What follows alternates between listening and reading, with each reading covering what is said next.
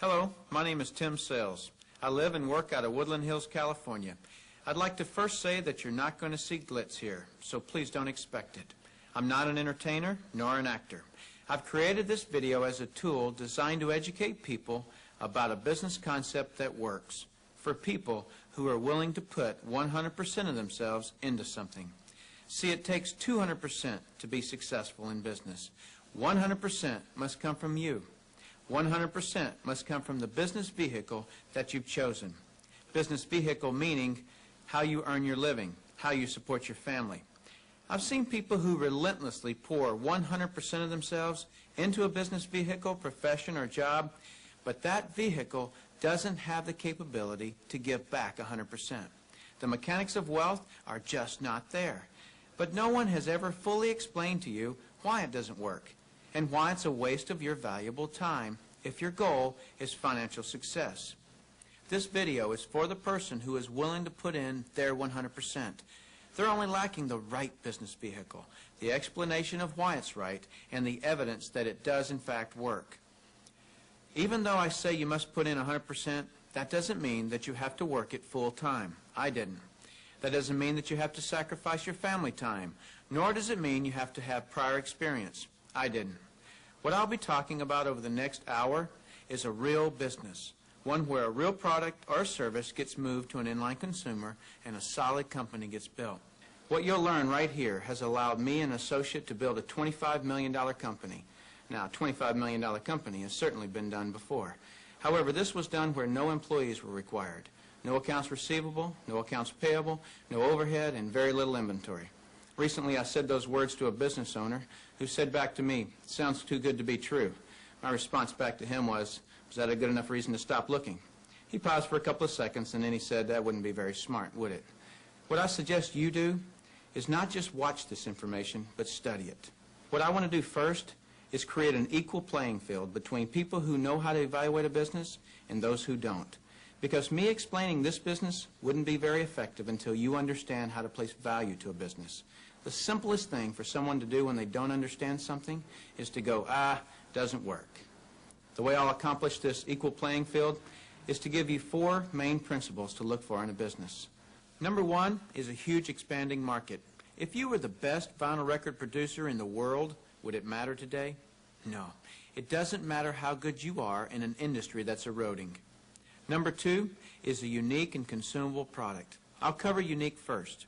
If you don't have a unique product, then you compete on price and convenience. Who has the best price? Who's closest to the customer? Yet if you have uniqueness, then people must come to you. Next is consumable. If you have a non-consumable product, you're basically unemployed until your next sell. You want the repeat sales of consumable products. Whether it's every time someone picks up the telephone, connects to the internet, renews a membership, turns on electricity, or gets to the bottom of a box or a bottle, you want those repeating commissions because it can pay you again and again.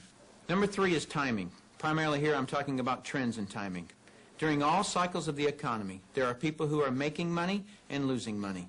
The makers are the ones in front of large trends. The losers disregard trends.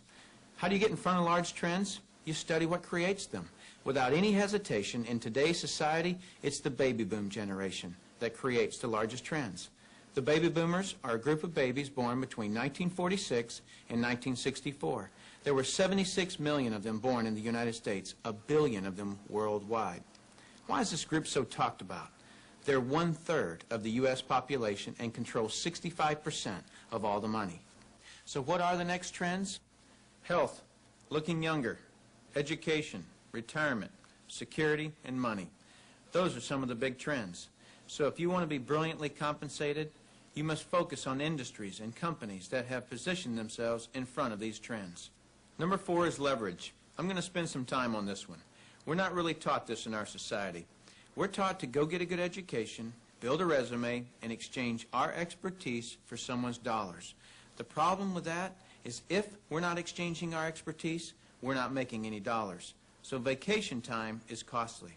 A walk around the golf course, costly. Family time, although extremely important, is costly.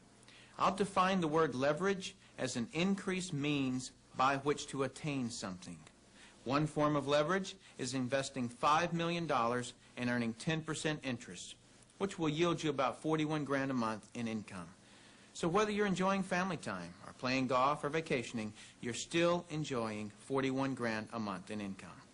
You're leveraging off your money. That's a leverage everyone would love, but very few have it. Let me explain another kind of leverage that's available to everyone, including yourself.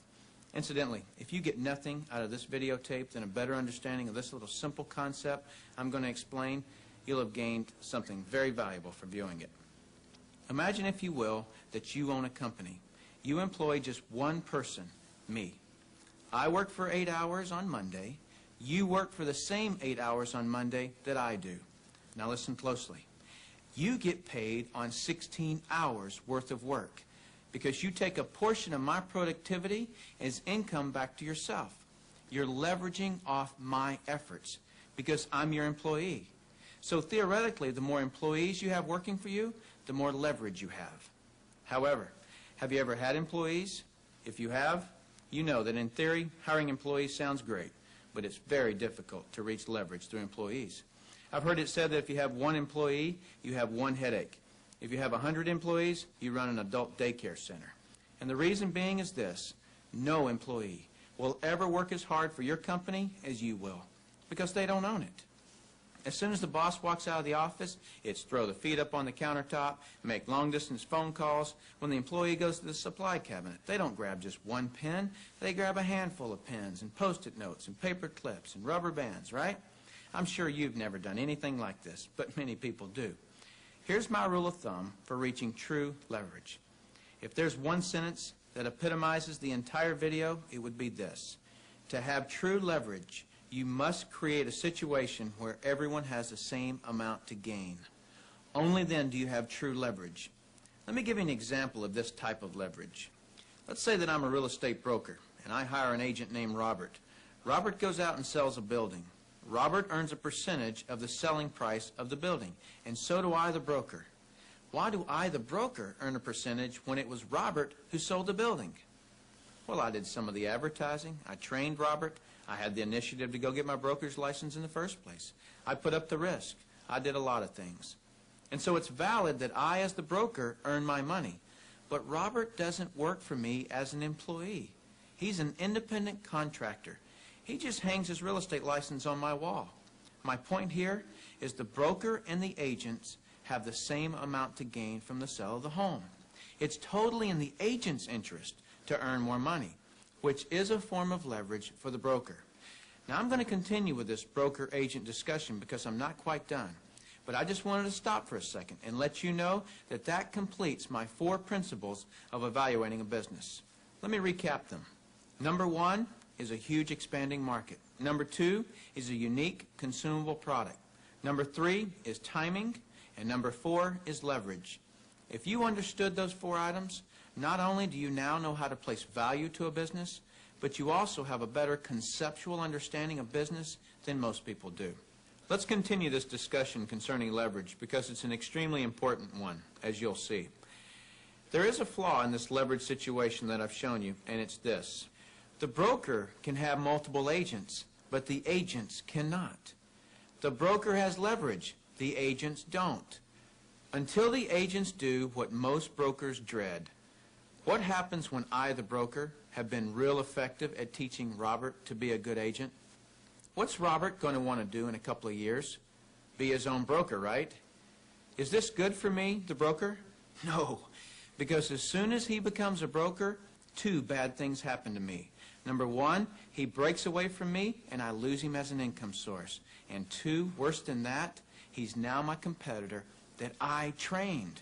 He knows all my good stuff.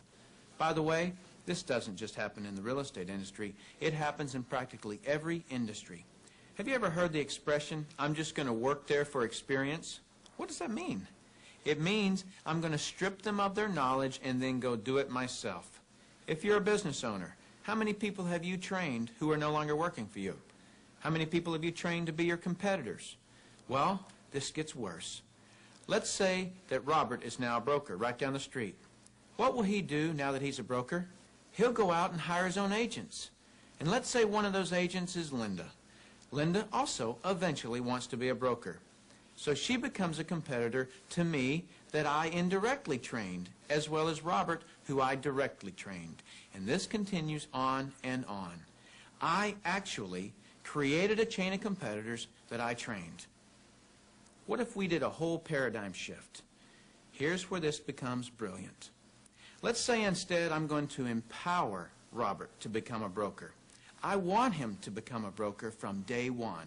See, the only way that you or I can retain a leader is provide him or her with the same opportunity for growth that we have.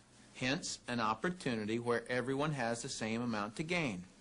So from day one, I'm going to encourage Robert to be a broker. And when he does, he doesn't break away from me and become my competitor. He shifts from agent to broker, which now allows him to sponsor his own agents. Now, to create an incentive for me, the broker, to always help Robert and his agents, I'm still going to earn a percentage of what he and his agents sell. And shouldn't I? I trained him. I put up the risk and all those reasons I mentioned earlier.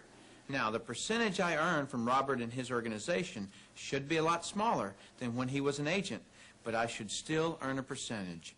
That's my incentive to keep working with them. Now, some people look at this and say, gosh, isn't that one of those pyramids? And what's the perception of a pyramid? People at the top make all the money and the people down below do all the work, right? Isn't that the perception of a pyramid? Let me explain why this is not a pyramid and why people at the top don't necessarily make all the money.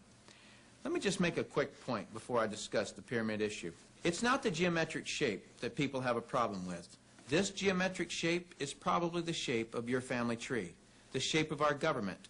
To the architect, it's the strongest structure known to man. Every organizational structure in the world is this shape. So the shape isn't the problem. However, that perception, people at the top earn all the money, let me illustrate that for you. Here's a typical corporation. At the top, you have a CEO, which stands for Chief Executive Officer. Does the president earn more money than the CEO? Not normally. How about below the president? Do any of the vice presidents earn more money than the president? No. Let me ask this question, and I want you to really think about it. What would happen if some of the vice presidents of a corporation made more money than the president? Really, what would happen? Talk about total confusion. This whole process is called delegation. Each level of the corporation earns less income. The reason the president can tell the vice president what to do is because they make more money. The reason a middle manager can tell the staff and employees what to do is because they make more money. So the corporate structure is people at the top making the majority of the money, and the people at the bottom do not. The CEO of any corporation earns off the productivity of, or is leveraged off of, everyone in his or her corporation. Whether that CEO personally hired every employee or someone else in the company hires them. So the CEO, and only the CEO, earns on multiple levels of his or her company. And the model that I'm suggesting as being brilliant is where you, the individual, are given that same opportunity to earn on multiple levels of brokers and agents. In network marketing, you, the individual, are given the opportunity to earn off the productivity of the people in your organization, whether you personally sponsor them or someone in your organization sponsors them.